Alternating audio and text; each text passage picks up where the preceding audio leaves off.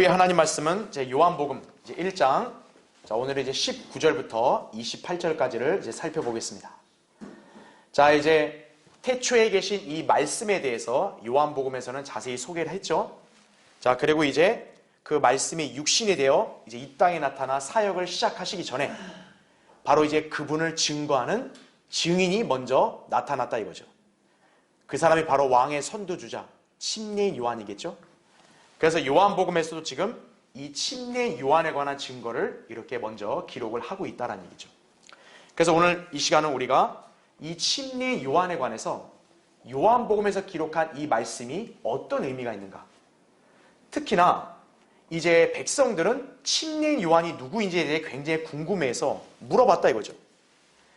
그 침례 요한과 비교돼서 여기에 언급되고 있는 인물들, 예언적으로 볼 때 참 중요한 비중을 가진 인물들입니다. 예, 그래서 오늘 우리가 이 시간에서 통해 이제 그런 예언적으로 연관되어 있는 말씀들을 살펴보고, 또 이 침례 요한을 통해서 오늘날 하나님께서 부르시고 쓰시는 참된 설교자와 일꾼이 바로 어떤 자세를 지닌 것인가, 오늘 여러분은 그것을 또 교훈으로 배울 수가 있습니다. 자, 그래서 이제 침례 요한의 사역, 그리스도를 이스라엘에게 증거하는 이 내용, 오늘 이제 본격적으로 한번 이렇게 구체적으로 살펴보겠습니다. 자, 먼저 여러분 19절부터 24절을 먼저 볼게요.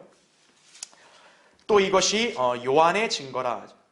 유대인들이 예루살렘에서 제사장들과 레위인들을 보내어 그에게 묻기를 내가 누구냐고 하였더니 요한이 시인하고 부인하지 아니하였으니 시인하기를 나는 그리스도가 아니라 하더라죠. 그들이 묻기를 그러면 내가 무엇이냐? 내가 엘리야냐고 하니 그가 말하기를 나는 아니라고 하자. 그러면 내가 그 선지자냐고 하니 그가 대답하기를 아니라고 하더라. 그러므로 그들이 그에게 말하기를 내가 누구냐? 우리를 보낸 자들에게 가서 답변하게 하라. 너는 내 자신을 무엇이라고 하느냐고 하니 그가 말하기를 나는 선지자 이사야가 말한 것처럼 주의 길을 곧게 하라고 광야에서 외치는 자의 음성이라고 하더라 하죠. 보냄을 받은 자들은 바리새인들로부터 왔더라, 이렇게 말씀을 하고 있죠. 그렇죠? 자, 먼저 교환의 1번을 보십시오. 자, 19절부터 21절까지로 해서 지금 사람들이 요한에게 내가 누구냐? 이렇게 묻고 있죠. 그러니까 요한이 시인하죠. 나는 그리스도가 아니라 이거죠. 그러니까 이런 말이 왜 나왔냐면 그 침례인 요한이 혹시 자기들이 기다렸던 그리스도가 아닌가? 바로 이 궁금증과 기대 때문에 물어본 거겠죠. 그러니까 요한은 정직하게 나는 그리스도가 아니다 이거죠. 그랬더니 이 사람들이 내가 엘리야냐 또는 내가 그 선지자냐 이렇게 물었더니 그가 대답하기를 아니라 이렇게 얘기하죠. 자, 침례인 요한의 정체를 집요하게 묻고자 예를 든 이런 인물들에 관해 요한은 아니라고 부인을 했다 이거죠. 자, 여기에 지금 거론되고 있는 그런 인물들은 침례인 요한의 무엇 때문에 바로 이들의 이렇게 비교가 돼서 언급이 되고 있는가 한번 볼게요. 괄호 1번 보십시오. 당시 백성들은 요한을 선지자로 분명히 인지를 했습니다. 왜냐하면 이 사람이 나타나서 하나님 말씀을 선포하니까요. 그렇죠? 그래서 그들은 요한의 메시지에 귀를 기울였고요. 수많은 사람들이 침례를 받았는가 하면 어떤 이들은 요한을 그리스도가 아닐까 하며 내심 궁금해하기도 했다 이거죠. 누가복음 3장 15절에는 바로 그게 나오고 있어요. 그러나 요한의 답변은 나는 그리스도가 아니라 였다 이거죠. 그러니까 혹여나 자기에 대해서 그리스도가 아닐까 이렇게 궁금해한 사람들한테 미리 답을 준 거죠. 나는 그리스도가 아니다 이거죠.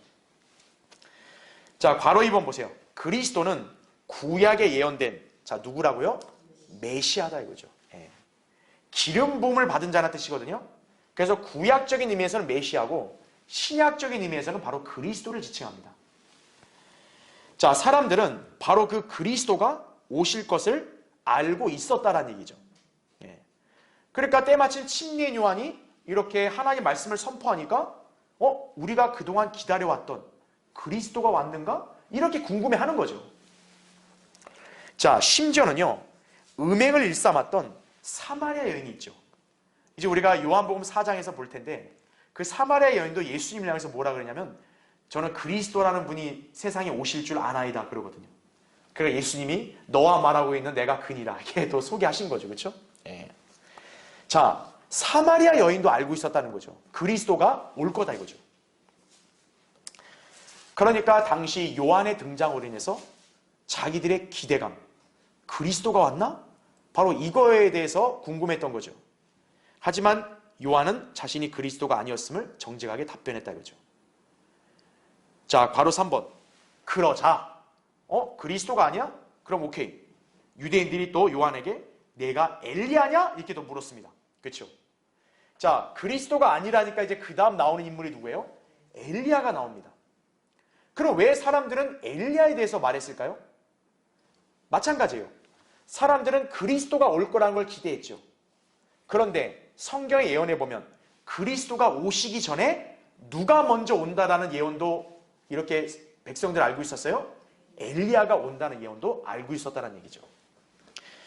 즉 말라기 4장 5절에 보면 주의 날이 오기 전에 선지자 엘리야가 나타날 것이라는 그 구약의 예언을 그들이 알고 있었기 때문이라는 얘기죠.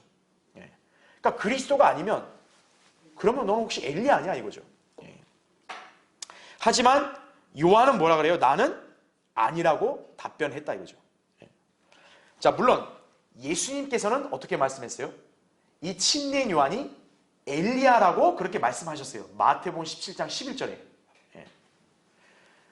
그런데 지금 침례인 요한은 나는 아니라 얘기하고 있어요. 그러니까 안 맞잖아요. 예수님이 그렇게 말씀하신 진의가 뭡니까?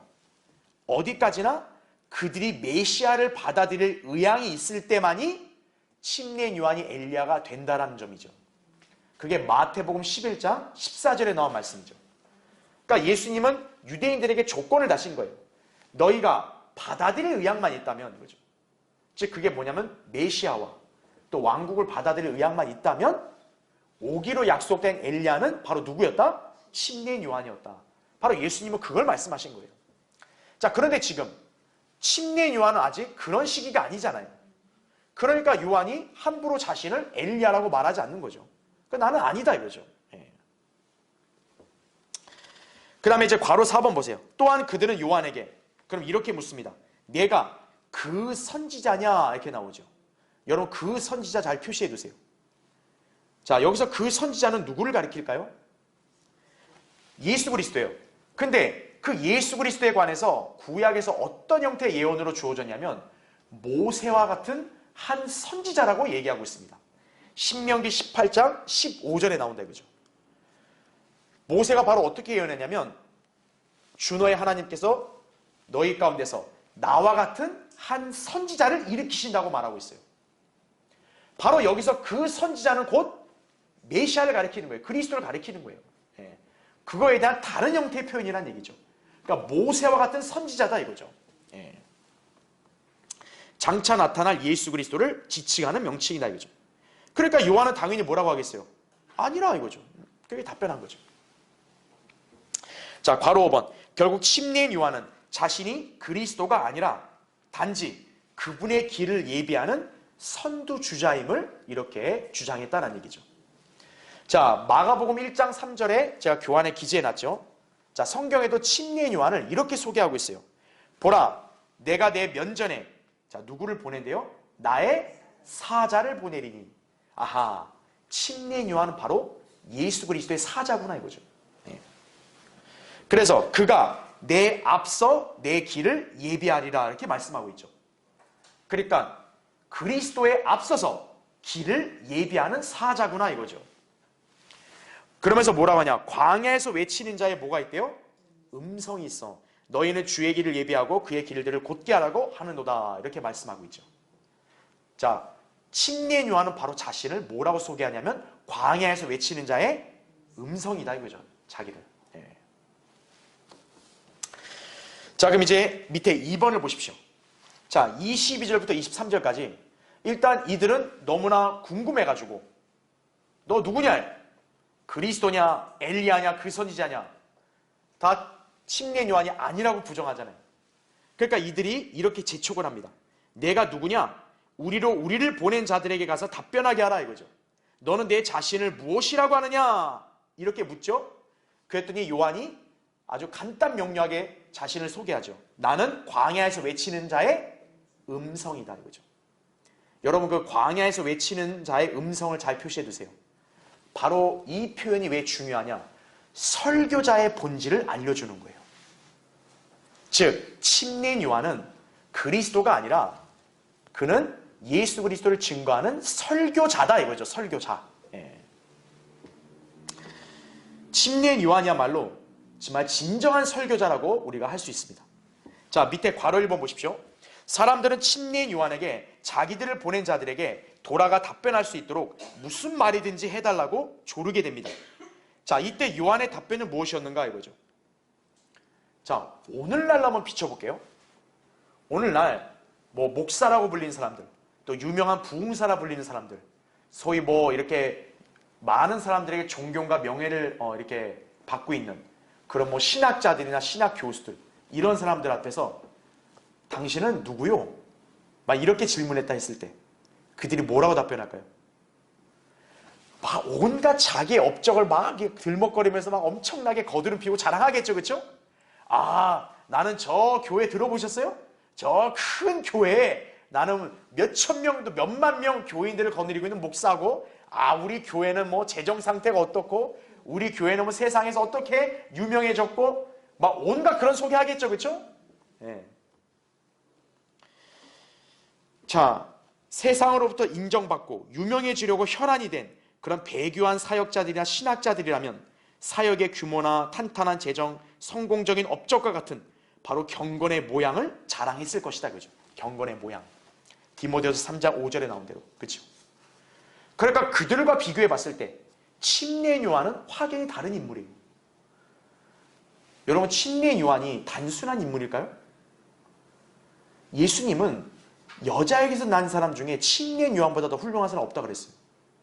예수님이 대단히 높인 사람이에요. 하지만 정작 침례인 요한은 자신을 그렇게 과장하거나 이렇게 포장해서 자기를 소개하지 않았다고요. 예. 바로 이것만 봐도 침례인 요한과 오늘날 이 배교한 이 거짓 목사들과 거짓 설교자들과는 완전히 다르다는 걸 알 수 있는 거죠. 자, 괄호 2번 보십시오. 침례인 요한은 자신의 정체를 뭐라고 고백해요? 광야에서 외치는 자의 음성, 이거죠. 자, 요한의 이 한마디는 설교자의 본질이 무엇인지를 알려주는 것이다, 이거죠. 특히 요한은 그 다음 페이지요. 생애 단 한 번도 화려하고 웅장한 건물 안에서 설교한 적이 있다 없다? 없다 이거죠. 여러분, 침례인 요한과 예수님 당대 성전을 제외하고는 화려하고 웅장한 건물 없잖아요. 그렇죠? 그러한 교회들도 없었죠. 바로 예수님과 사도들과 침례인 요한과 같은 인물들은 거리에서 설교를 한 거예요. 성전의 그 행각이라든지 아니면 문 앞이라든지 아니면 어디 시장이라든지 이런 데 가서 복음을 전했다는 얘기죠. 자, 침례인 요한도 평생을 뭐로 활동했다고 제가 밑줄 쳐놨어요? 거리 설교자다 이거죠. 네, 거리 설교자. 제가 처음에 강의 시작할 때도 침례인 요한을 통해서 우리가 참 설교자와 하나님이 부르지 않은 가짜 설교자를 구분할 수 있다고 제가 한번 언급한 적이 있죠. 바로 그 기준이 뭐냐? 거리 설교자예요. 예. 어떤 아주 웅장하고 잘 꾸며진 이런 자리에서 그냥 딱 정해진 시간에 그냥 설교하고 이게 아니라 정말 복음을 듣지 못해서 구원받지 못하고 멸망으로 가고 있는 저 사람들을 향해서 하나님의 말씀을 외치는 그런 거리 설교자가 참된 설교자라는 얘기죠. 예. 자, 밑에 동그라미 1번 보십시오. 오늘날 배교한 교회들, 사역자들은 세상에 나가 복음을 전파하지 못한다 이거죠. 이는 그들이 복음의 진리, 또 복음의 중요성을 알지 못하고 단지 세상으로부터 호감을 사고 인정받아 유명해지려는 데만 혈안이 되어 있기 때문이다라는 얘기죠. 저는 교환에다가 이거를 과장해서 표현해 놓은 게 아니에요. 정말입니다. 대형 교회들은 물론이고요. 중대형 교회들, 심지어 소형 교회들조차도 목사들 중에 거리에서 설교하고 복음을 성경대로 전하는 목사들 없어요. 없어요. 지금 우리 교회만 예를 든다면 우리 교회는 강릉, 양양, 속초, 동해, 삼척까지 우린 거리에 가서 복음을 외치고 증거하잖아요. 다른 교회 목사들 중에 거리에 나가서 설교하는 목사 있을까요? 없어요. 그들은 오히려 거리에서 복음 전하는 것을 목사가 할 일이 아니라 그거는 뭐 평신도들이 많이 하는 일로 그렇게 치부해버린다 이거죠. 예. 그런 사람과 침례인 요한과 비교해보세요. 얼마나 비교돼요. 그렇죠? 그럼 왜 이 사람들이 복음을 못 전할까요? 전할 줄 모르는 것도 있고 또 관심이 없는 거예요. 왜요? 이들의 관심은 어떻게 사람을 교회에 많이 모으나, 어떻게 사람들의 비위를 잘 맞춰서 교회로 끌고 오나, 어떻게 교회 건물을 좀 크게 짓나, 이런 거에만 관심이 있기 때문에 거리에서 복음 전하는 거, 외치고 설교하는 거, 그건 중요하지 않다, 이런 식인 거죠. 예. 자, 이들은 사람들의 이목을 끌기 위해서 그래서 웅장한 건물을 짓는 데만 급급한 거예요. 예. 지금 자기 교회가 속한 지역사회 사람들이 구원받지 못해서 멸망으로 가고 있는 거 막 그거에 대해서 개탄하고 그게 아니라 어떻게 해야 좀 교회 건물을 좀 크게 좀 짓고 교회를 확장할까? 오는 때 여기에만 관심이 가 있는 거죠. 시설 화려하게 꾸미고 잘 갖추어진 강단에서 딱 폼 잡고 설교하는 거. 여기에만 관심이 있는 거죠. 네. 자, 밑에 동그라미 2번 보세요. 그러나 신실한 그리스도인들은 너희는 어떻게 하라 그래요? 가서 이거죠. 예수님의 이 명령에 따라 세상에 나가서 복음을 전파한다 이거죠. 마태복음 28장 19절에 나온 대로. 우리는 거리, 시장, 터미널, 역앞, 공원과 같이 사람들이 운집하는 곳에서 말씀을 선포하며 주님을 증거한다 이거죠. 이런 우리를 소위 거리 설교자, 구령자라고 부르고 있는 것이. 그러니까 거리 설교는요, 굉장히 성경적인 사역이에요. 왜요? 예수님과 침례 요한과 모든 사도들이 다 무슨 설교자였기 때문에요? 거리 설교자였기 때문이다 이거죠. 그리고 집집마다 다니고 거리에 가서 주님을 증거했다 이거죠. 이것이 참된 사역자의 증거다 이렇게 이해하시면 되는 거예요. 그래서 밑에 동그라미 3번 이와 같이 침례인 요한도 자신을 무슨 거명하고 무슨 점잖은 목사나 선교사로 소개한 것이 아니라 자신을 광야에서 외치는 자의 음성, 곧 거리에서 하나님의 말씀을 외치는 설교자임을 고백한 것이다 이거죠. 그 침례인 요한이야말로 참된 사역자예요. 이것이 바로 하나님께서 부르신 참 설교자의 본질이다 이거죠. 광야에서 외치는 자의 음성이다 이거죠. 자, 그럼 이제 괄호 3번을 보겠습니다. 자, 또한 침례인 요한은 어떤 인물이냐? 결코 사람들을 두려워하여 책망과 심판을 경고하는데 주저하지 않았다라는 점이죠. 자, 이 점도 역시 어때요? 오늘날 저 배교한 기독교계의 목사들과 설교자들, 사역자들과 판이하게 다른 점이죠. 침례인 요한은 죄와 불의를 묵과한 사람이 아니에요. 반드시 지적을 하고 회개하라고 외치는데 망설임이 없었다는 얘기죠. 그런데 여러분도 알다시피 하나님 말씀으로 책망을 하고 찌르면 기분 좋을 사람은 없어요. 그렇죠? 기분 나빠한단 말이에요. 그런 사람의 비위와 기분을 의식하는 그런 가짜 설교자들은 그럼 어떡하겠어요? 절대 지적 안 하죠.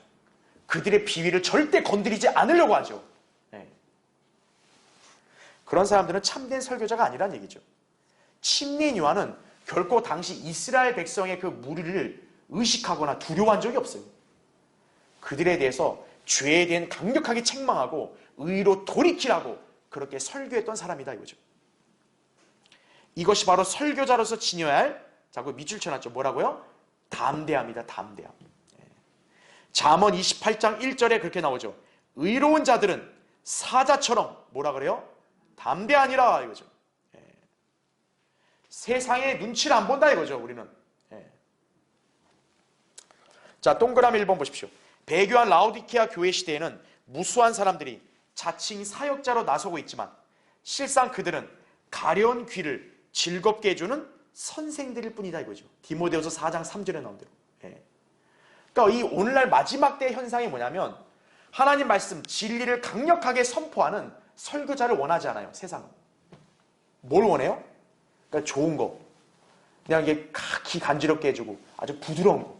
이런 것만 이렇게 가르쳐주는 그런 선생들만 찾는 거예요. 그게 배교의 증거란 얘기죠.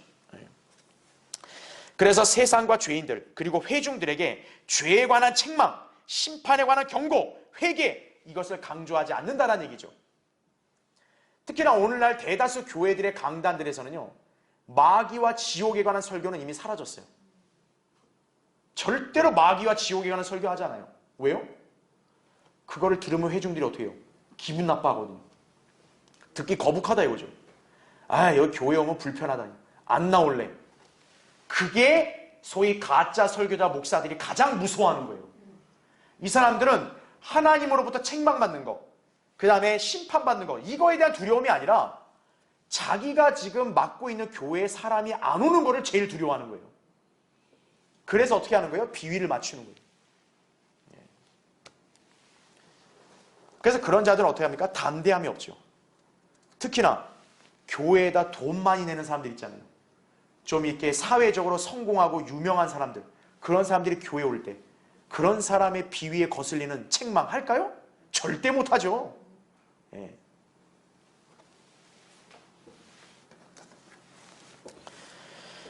자, 세상은 침례 요한같이 죄에 관한 책망과 심판에 관한 경고, 이 메시지를 견딜 수 없어 한다 이거죠. 오히려 그렇게 전파하는 설교자들을 세상은 어때요? 박해한다 이거죠. 디모데후서 3장 12절에. 예. 자, 동그라미 2번 보십시오. 하지만 사도 바울은 그런 자들이 그리스도의 종이 아님을 폭로했다 이거죠. 자, 거기 중요한 성경 구절 제가 기재해놨죠. 갈라디아서 1장 10절이에요. 자, 거기를 보시면 내가 이제 사람들에게 호감을 사랴? 아니면 하나님께 사랴? 아니면 내가 사람들을 기쁘게 하려고 하겠느냐? 내가 아직도 사람들을 기쁘게 하려고 한다면 나는 그리스도의 종이 아니니라 이렇게 말하고 있는 거죠. 이게 오늘날 배교한 싹군들, 거짓 설교자들에게 일침을 가하는 말씀인 거예요. 사람을 기쁘게 하려고 설교한다 이거죠. 사람을 기쁘게 하고 호감을 살려고 성경 운운한다 이거죠. 그런 사람들은 그리스도의 종이 아니요? 아니란 얘기죠. 그리스도의 종은 하나님 말씀을 있는 그대로 전하는 것이지, 그 하나님 말씀에다가 사람을 좀 즐겁게 해주려고 무슨 뭔가를 덧붙이고 그걸 왜곡시키고 그렇게 안 한다는 얘기죠. 예. 특히 코미디나 만담 같은 거 그런 거 안 한다 이거죠. 예. 자, 동그라미 3번. 특히 사람들로부터 인정받고 유명해지길 원하는 설교자들, 학자들, 교사들은 절대로 죄와 불의와 지옥에 관해 외치지 않는다 이거죠.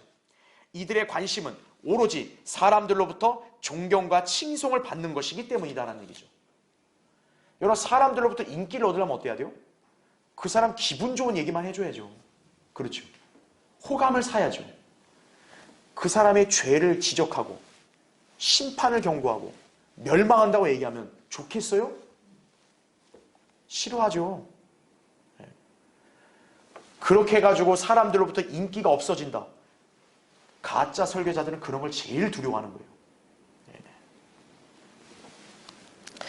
자, 주님은 그런 자들을 가증하다고 말씀하셨다 이거죠. 누가복음 16장 15절을 보면 사람들 가운데서 크게 높임을 받는 자는 하나님 보시기에 가증스럽다고 말씀하고 있다 이거죠. 아마 여러분들도 증인일 거예요. 대다수의 그 대형 교회들, 유명한 목사들은 어때요? 자기가 높임을 받는 걸 원하죠. 그들 중에 겸손한 사람은 없어요. 자기는 목사, 당신네들은 평신도. 딱 가르죠. 그래서 마치 목사는 무슨 특별한 뭐 대우를 받아야 되는 것처럼, 마치 엄청난 위치에 있는 것처럼 그렇게 행세한다 이거죠.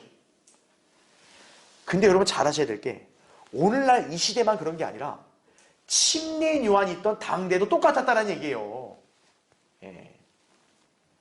그래서 여러분이 알아야 될 게 뭐냐면, 왜 오늘날 이 시대만 저렇게 하나님의 종이 아닌 사람들이 저렇게 행세하고 다니나, 그렇게 생각할지 모르지만 예수님 초림 당대에도 소위 말하면 이스라엘 백성을 멸망으로 인도하는 가짜 영적 지도자들이 있었다는 얘기죠. 바리새인들, 서기관들, 그렇죠? 그들과 침례 요한, 현저하게 대비가 되죠. 오늘날 이 시대도 어때요? 배교한 목사들과 설교자들과 대비해서 성경대로 믿고 하나님 말씀을 있는 그대로 전하는 참된 설교자들, 딱 확연히 대비가 되죠. 그렇게 여러분 이해하시면 되는 거예요. 그러니까 우린 침례 요한의 상을 통해서 분별할 수 있는 거죠.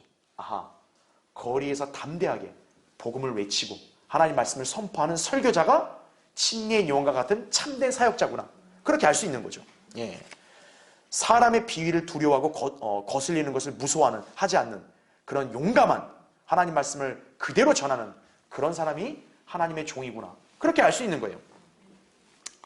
자, 성경은 세상과 친구 되려는 자들을 향해 하나님의 원수임을 야고보서 4장 4절에서 선언하고 있는 거죠.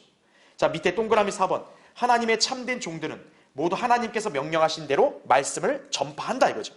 이것이 바로 하나님께서 쓰시는 설교자의 담대함이다라는 거죠. 자, 거기 사도행전 4장 19절 20절 나오죠. 자, 베드로와 요한 한번 보세요.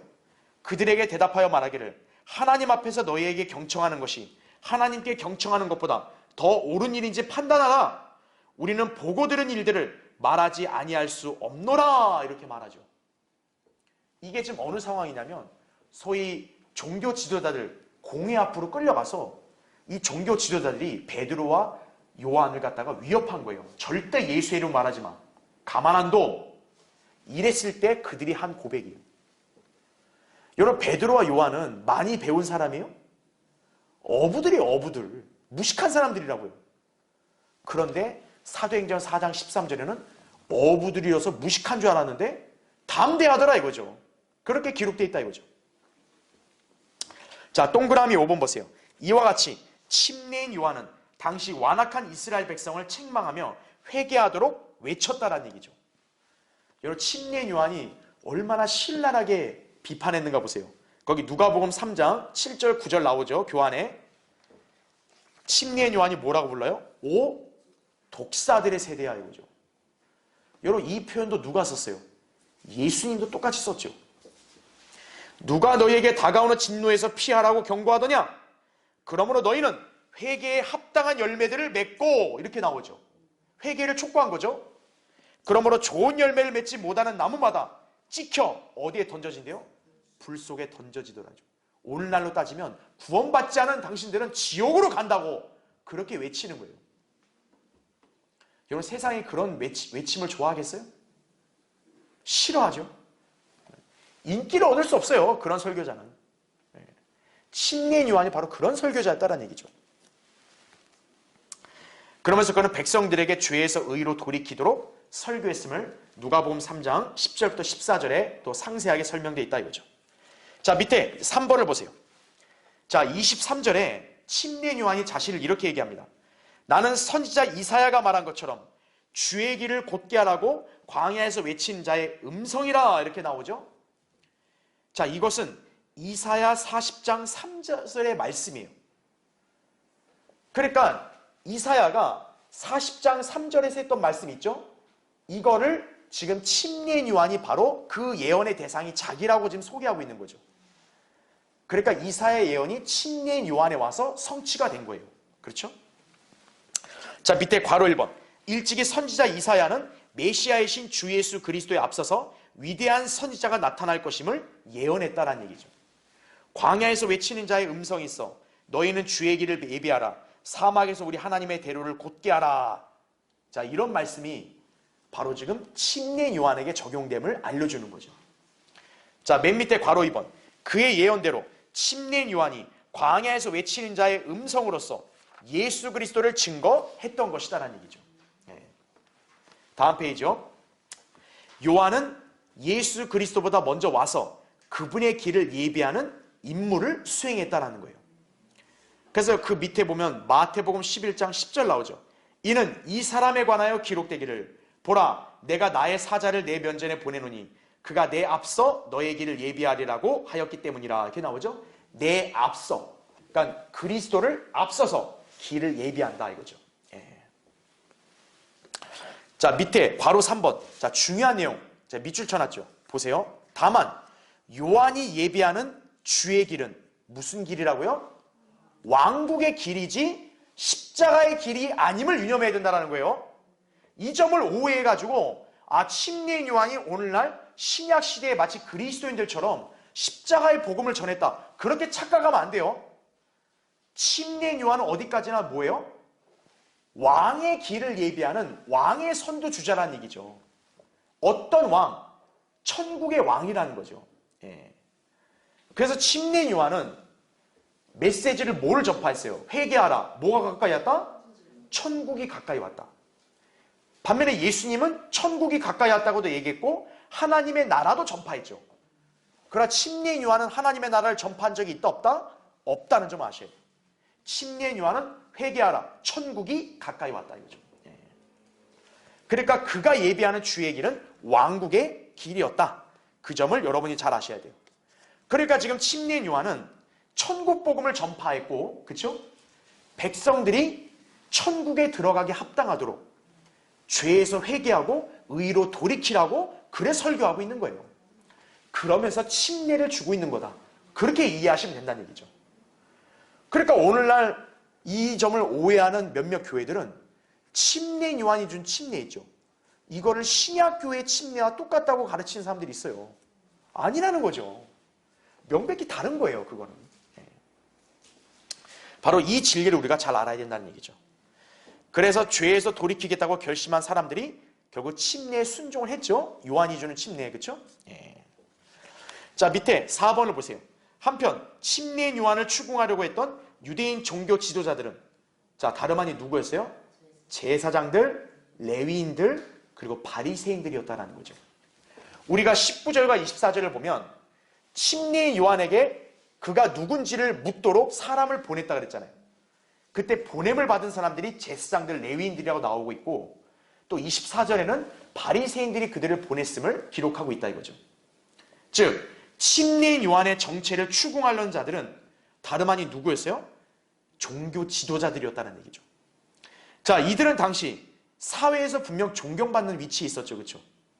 그런데 중요한 건 거기 밑줄 친 대로 그들 모두 영적으로 어때요? 무지하고 마귀에게 점유당한 위선자들이었다는 점을 잘 알아야 돼요. 그래서 영적 분별력이 중요한 거예요. 영적 분별력이 없으면 그냥 그 사람의 위치만 보고 다 인정해줘 버린다는 얘기죠. 결국 속임을 당하는 것이에요. 오늘날 이 세상의 문제가 뭐예요? 영적인 분별력이 없으니까 그냥 아무나 나와서 나도 목사입니다. 나도 선교사입니다. 나도 신학을 연구했습니다. 나도 학자입니다. 이런 말에 다 그냥 넘어가 버린다고요. 그러니까 저 사람이 말하는 건 다 옳겠지. 이렇게 가버린다는 얘기죠. 더더군다나 큰 교회 목사라고 하면 어떤 거예요? 야, 저 사람 말은 무조건 옳다. 이렇게 생각하는 거죠. 예. 영적인 분별력 없으면 속는 거예요. 바로 예수님 당대에도 수많은 백성들을 속였던 자들은 종교 지도자들이었던 거죠. 이들이 백성들 앞에서는 자기들이 마치 하나님을 되게 잘 믿는 것처럼 행세했지만 그들이야말로 영적으로 볼 때는 무지하고 마귀 들린 자들이었다는 얘기죠. 자, 괄호 1번 보십시오. 제사장들과 레위인들은 본디 하나님의 말씀을 지키고 보존하며 백성들에게 가르치는 임무를 수행했다는 얘기죠. 여러분 나중에 시간 되시면 말라키 2장을 읽어보시면 돼요. 말라키 2장을 보면 제사장들과 레위인들이 어떤 역할을 수행하는지를 자세하게 기록하고 있어요. 근데 문제는 이스라엘은 제사장들과 레위인들이 그 역할을 제대로 수행 안 했다는 얘기죠.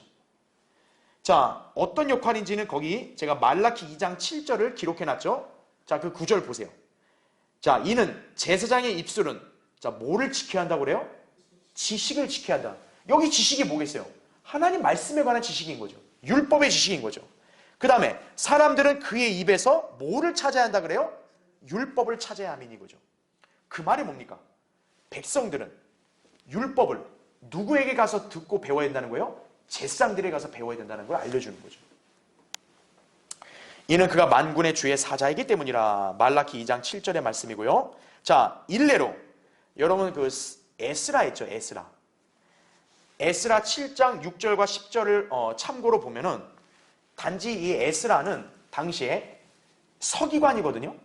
이 서기관 에스라는 어떻게 일했냐면 주의 율법을 찾고 그것을 행하고 규례들과 명령들을 이스라엘에게 가르칠 것을 마음으로 준비했다라고 그렇게 기록되어 있어요. 자, 예수님 당대에도 서기관들이 있었죠. 서기관들은 성경을 필사하는 역할을 한 사람들인데 동시에 그들은 뭐냐? 성경을 가르치는 성경 교사들이기도 한 거예요.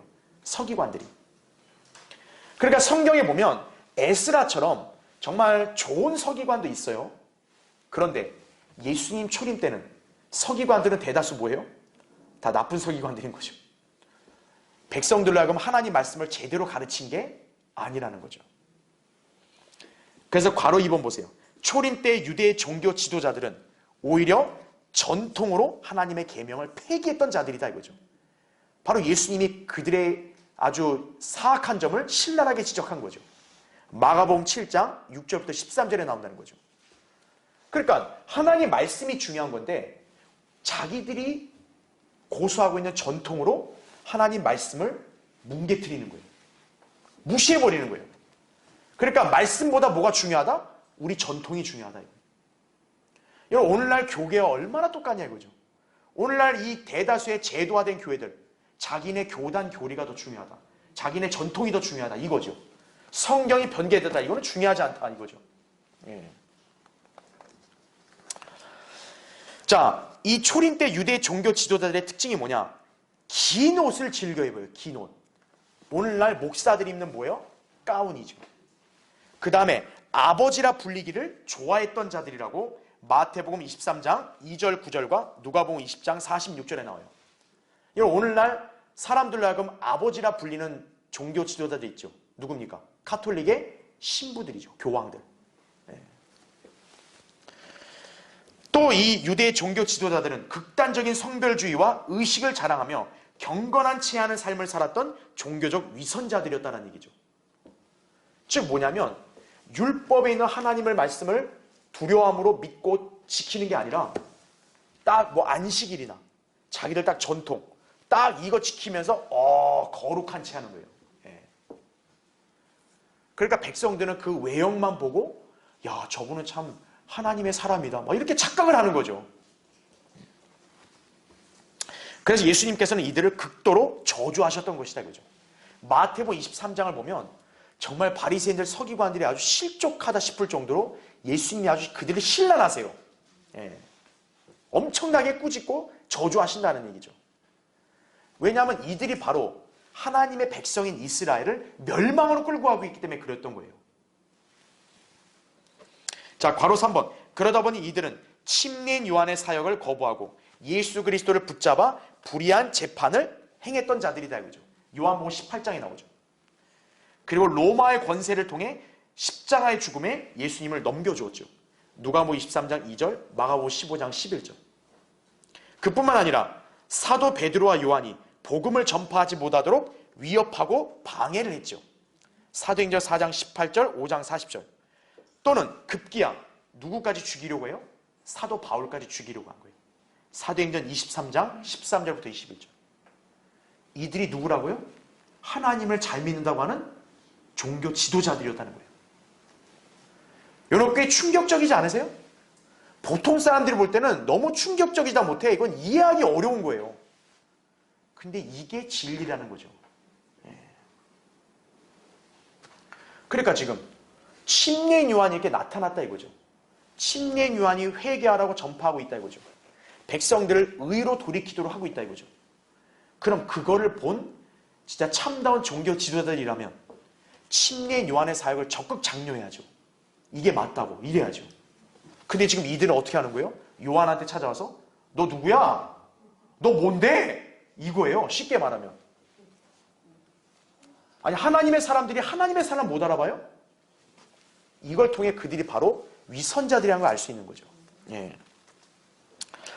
그래서 괄호 4번은 제가 그거를 설명한 것이. 자, 거기 두 번째 줄 보세요. 괄호 4번의 두 번째 줄. 당시 그들의 손에는 이미 선지자의 예언들이 상세하게 기록된 성경이 분명히 있었죠. 그렇죠? 그러나 그들은 하나님 말씀에는 관심이 없었고 영적으로 무지하였기에 시대의 표적을 보고도 아무것도 깨닫지 못하는 영적 소경들이었던 것이다 이거죠. 예. 너무나 비참하죠. 그렇죠? 예. 자, 이제 1장 25절부터 28절 볼게요. 그들이 그에게 묻고 말하기를 내가 그 그리스도도 아니요 엘리야도 아니요 그 선지자도 아니라면 어찌하여 내가 침례를 주느냐고 하니 요한이 그들에게 대답하여 말하기를 나는 물로 침례를 주지만 너희가 알지 못하는 한 분이 너희 가운데 서 계시는데 내 뒤에 오시는 그분은 나보다 앞선 분이며 나는 그분의 신발끈을 풀 자격도 없느니라고 하더라. 이런 일들이 요단강 건너편 베다바라에서 있었으니 그곳은 요한이 침례를 주던 곳이라 이렇게 말씀하고 있죠. 자, 여러분 그 밑에 1번을 보세요. 자, 25절에 지금 이 자들이 침례 요한을 이렇게 추궁합니다. 어찌하여 내가 침례를 주느냐 이거예요. 그러니까 너 그리스도야? 아니다. 엘리야야? 아니다. 그 선지자야? 아니다. 그럼 네가 뭔데 침례를 줘? 이거예요. 쉽게 말하면. 자, 그럼 이거를 한번 바꿔 생각해 보면 지금 백성들은 어떤 기대를 갖고 있냐면 그리스도 혹은 엘리야 이런 사람들이 오면 반드시 자기들이 뭐를 받는다라고 예측하고 있는 거예요? 침례를 받는다라고 지금 예상을 하고 있는 거죠. 그 말인즉 엘리야나 메시아가 침례를 줄 수 있다고 이들은 여기고 있는 거죠. 그런데 침례 요한이 침례를 주고 있네? 그러면 너 그리스도야? 너 엘리야야? 이렇게 묻는 거죠. 그럼 넌 자격이 있어. 이건데. 아니라 그러니까. 그럼 네가 뭔데? 이거죠. 쉽게 말하면. 예. 자, 괄호 1번 보십시오. 자, 왜 그럼 그 선지자나 엘리야나 그리스도 왜 이분들이 나타났을 때 침례를 받을 수 있다고 그렇게 여겼는지 한번 볼게요. 괄호 1번. 자, 먼저 유대인들은 출애굽 때 자, 누구에게 침례를 받았던 걸 기억하고 있었어요? 모세에게 침례를 받았던 걸 기억하고 있다 이거죠. 아니 이게 무슨 말인가 이거예요. 아니 모세가 언제 우리 오늘날 교회 시대처럼 무슨 물에 잠기고 이렇게 했냐? 그렇게 생각하면 안 돼요. 여기서 침례의 개념은 뭡니까? 물에 잠기는 걸 말하는 거죠. 즉 모세에 의해서 이스라엘 백성이 아예 물속에 다 잠겼던 적이 있었다. 그게 언제라는 거예요? 출애굽 때라는 거죠. 자, 그 점을 제가 교환에다 기재해놨죠. 고린도전서 10장 1절 2절에 바울이 그렇게 기록해놨어요. 자, 거기 보세요. 형제들아, 우리 조상들이 모두 어디 아래 있었대요? 구름 아래 있었고 모두 어디를 통과했다고 나와요? 바다를 통과하였으며 여기 바다가 어디겠어요? 홍해겠죠. 홍해. 출애굽기 14장을 보면 홍해가 갈라져서 어떻게 됐어요? 양옆에 물벽을 이뤘고 결국 백성들은 어때요? 모세의 인도를 따라 그 홍해 바닥을 걸어서 다 지나간 거죠. 마치 그 모습은 뭐와 똑같아요? 그들이 물속에 잠긴 것과 똑같다는 얘기죠. 그래서 성경은 그것을 무슨 침례? 모세의 침례라고 말하고 있는 거예요. 자, 그런데 메시아는 다름 아닌 어떤 분이에요? 모세와 같은 한 선지자라고 그렇게 지칭하고 있죠.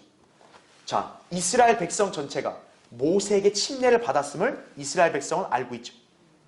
메시아는 어떤 분? 모세와 같은 분. 고로 메시아가 오면 자기들은 뭘 받을 수 있다고 예상하는 거예요? 침례를 받을 수 있다고 예상하는 거란 얘기죠. 그러니까 침례 요한에게도 묻는 거예요. 네가 그 선지자냐 이거예요.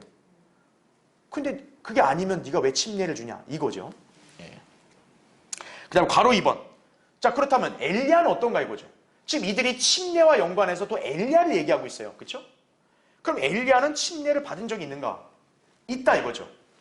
엘리야와 엘리사 두 선지자가 요단강에 이르렀을 때 거기 제가 밑줄을 쳐놨죠. 엘리야가 자기 외투를 말아서 그것으로 강물을 어떻게 했어요? 치자 물들이 갈라져 마치 출애굽 때 홍해를 건넜듯이 마른 땅 위로 강을 건넌 적이 있었다는 얘기죠. 그게 열왕기하 2장 8절에 나옵니다. 그러니까 엘리야가 휴거되기 전에 엘리사와 함께 요단강을 건널 때 엘리야가 외투를 말아가지고 강을 치니까 쫙 갈라진 거예요. 마치 모세가 지팡이로 홍해를 갈랐던 것과 똑같은 현상이 일어났다는 얘기죠. 그러니까 모세가 그걸 침례를 줬다 그러니까 엘리야와 엘리사가 거기를 지나갔으면 그들도 침례를 받은 것과 같은 그런 효과라는 거죠. 그렇죠. 예. 그 다음에 괄호 3번. 또한 밑줄을 쳤죠. 엘리사는 시리아의 군대대장 나아만의 문둥병을 치유하는 방식으로 요단강에 7번 몸을 담그게 했죠. 열왕기하 5장 10절부터 14절에 나옵니다. 자, 그로 인해 나아만은 불결한 육체의 질병인 문둥병을 깨끗이 씻게 되었죠. 이에 대해 성경은 구약에서 물침례가 자 뭐라고 나와요? 육체의 더러움을 제거하는 것임을 말씀하고 있다는 거죠. 자, 지금 신약 시대는 맞아요, 틀려요? 틀리죠. 신약 시대는 침례가 더러움을 제거하는 게 아니라 양심의 간증이라고 얘기합니다. 하지만 구약의 유대인들은 달라요. 그들은 율법의 규례 아래서 불결함을 뭘로 씻었어요? 물로 씻었다는 얘기죠. 그러니까 이들에게서 침례는 육체의 불결함을 깨끗이 씻는 것과 같은 효과가 있다는 얘기죠. 자, 그렇게 볼 때 엘리사가 나아만한테 너 요단강 7번 들어가. 그래서 나아만이 결국 들어갔죠. 그렇죠? 요단강으로 들어갔죠. 잠겼죠. 엘리사는 일종의 침례를 준 것과 같은 효과가 나오는 거죠. 자, 그래서 그 다음 페이지 보세요. 그래서 맨 위에 괄호 4번. 이런 연유로 해서 유대인들은 선지자가 다시 나타나면 그 역시 자신들에게 침례를 행할 것으로 기대했던 것이다라는 얘기죠. 그리스도가 온다. 모세와 같은 선지자니까 우리에게 침례를 주겠지. 엘리야가 왔다 이거죠. 엘리야가 왔으니까 침례를 주겠지. 이거죠. 엘리야, 엘리사가 과거에 침례를 줘서 불결함을 제거하지 않았냐 이거죠. 우리 이스라엘 민족에게도 그렇게 하겠지. 그거를 다 기대하고 있었다는 얘기죠. 그러니까 침례인 요한이 침례를 준 그 광경을 굉장히 의미심장하게 본 거예요. 당시 백성들이. 보통의 사람이 아니네? 이거죠. 그래서 기대를 한 거죠. 혹시 메시아가 아닐까? 엘리야가 아닐까? 그걸 기대했다는 얘기죠. 그런데 침례인 요한이 나타나 말씀을 선포하고 그들에게 하필 자 어디에서 또 침례를 줘요?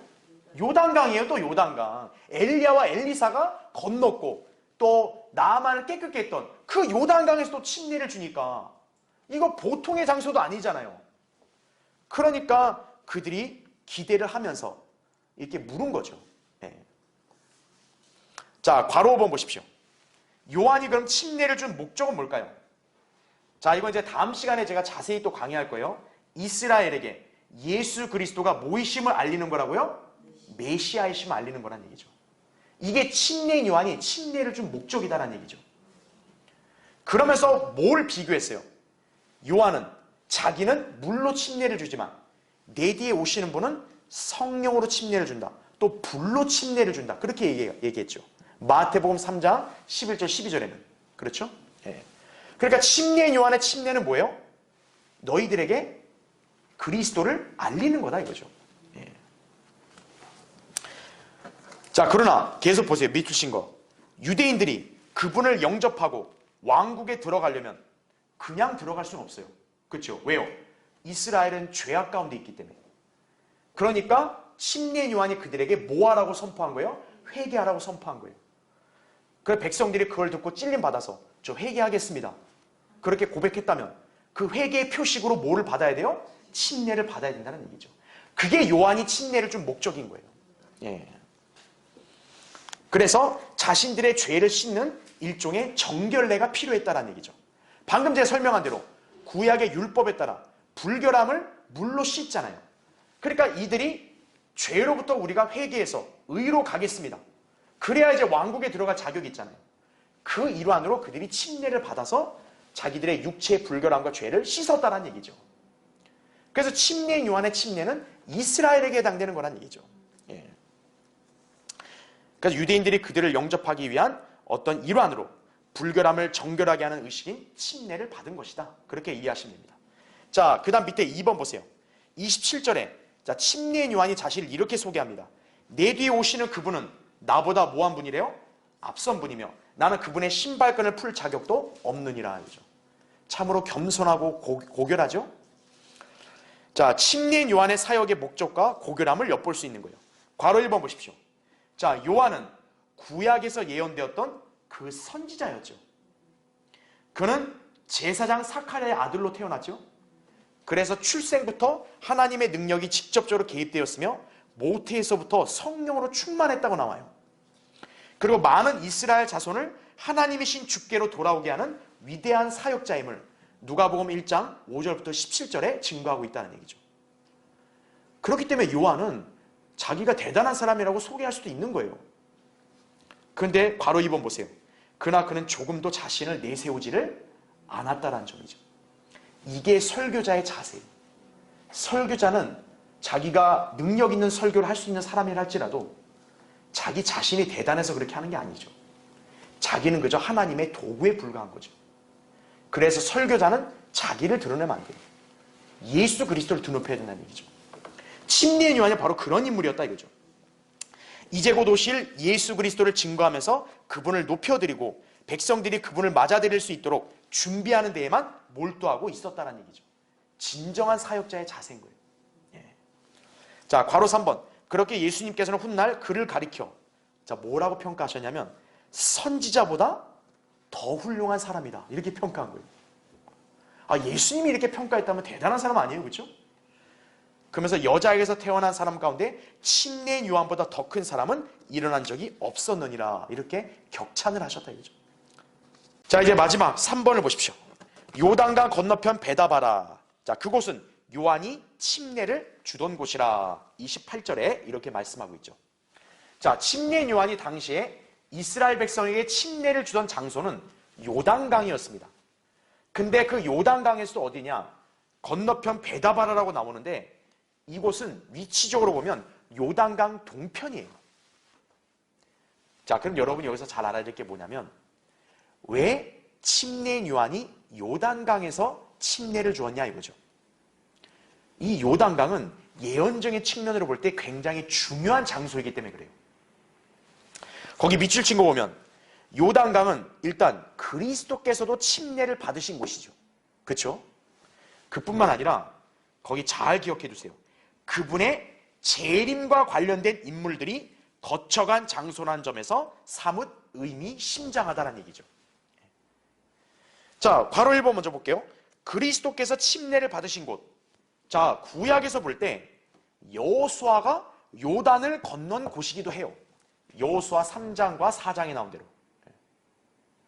그러니까 여호수아도 분명히 요단강을 건너면서 이제 본격적인 정복 전쟁을 시작한 거잖아요. 그렇죠? 그리스도가 침례를 받으신 곳이 하필 여호수아가 통과한 곳이다 이거죠. 그뿐만 아니에요. 다윗 왕도 요단을 건넌 적이 있었다 이거죠. 바로 여기서 이제 요단을 건넜다 이거죠. 사무엘하 17장 22절, 19장 15절부터 18절. 그 다음에 엘리야와 엘리사가 요단을 건넌 곳이기도 하다 이거죠. 열왕기하 2장 6절부터 14절. 아까 제가 언급한 바로 그 내용이죠. 그뿐만 아니에요. 요단 동편에 위치한 이 베다바라는 지명이 나오잖아요. 자, 여기 앞이 바로 무슨 산이 있냐? 피스가 산이 있습니다. 여러분, 피스가 산이 어떤 곳인 줄 아세요? 신명기 34장을 보면 모세가 죽고 그리고 바로 휴거된 그 장소예요. 34장 1절부터 6절에 나온다 이거죠. 자, 그러니까 이 요단강을 거쳐간 인물들은 구약 성경의 예언에 있어서 참 비중 있는 인물들인 거예요. 모세, 여호수아, 엘리야, 엘리사, 그리고 이제 예수 그리스도가 또 이곳에서도 침례를 받으셨다는 얘기죠. 그래서 괄호 2번 보십시오. 여기서 우리는 재림 때 예수 그리스도의 두 명의 예표들, 다윗, 여호수아죠. 그렇죠? 그리고 그리스도의 재림의 두 증인, 모세와 엘리야를 볼 수 있다는 거죠. 다윗은 이스라엘의 왕이신 예수 그리스도의 예표죠. 마태복음 1장 1절, 계시록 5장 5절에 나온 대로 예수 그리스도가 유대인들에게 이제 왕으로서 나타나실 때 다윗의 아들로 나타나시잖아요. 그분이 앉는 보좌가 다윗의 보좌 아니에요. 그러니까 다윗은 그리스도의 재림과 연관해서 중요한 인물인 거죠. 그 인물이 요단강을 건넜다 이거죠. 그 다음에 여호수아는 군대 대장으로서 또 예수 그리스도의 예표죠. 여호수아 5장 15절, 사도행전 7장 45절. 여호수아라는 이름 자체가 예수란 뜻이잖아요. 그렇죠? 그 다음 모세와 엘리야는 대환란 때 장차 3년 반 동안 예언하며 활동할 두 증인이기도 하죠. 계시록 11장 3절부터 6절. 특히나 엘리야는 재림 직전에 예수 그리스도보다 먼저 나타날 그런 증인으로서 소개되는 인물이잖아요. 바로 그 인물도 요단강을 건넜다 이거죠. 그래서 이 요단강이란 지명은 굉장히 예언적으로 볼 때 아주 중요한 장소이기도 하다 이거죠. 여기서 침례 요한이 침례를 준 거 예사롭지 않다는 얘기죠. 자, 그래서 오늘 이제 우리는 이제 예수 그리스도를 증거할 수 있도록 하나님께서 보내신 증인, 이 침례 요한에 관한 이 요한복음의 기록 말씀을 살펴봤습니다. 자, 다음 시간에 여기서 이어서 한번 보도록 하겠습니다.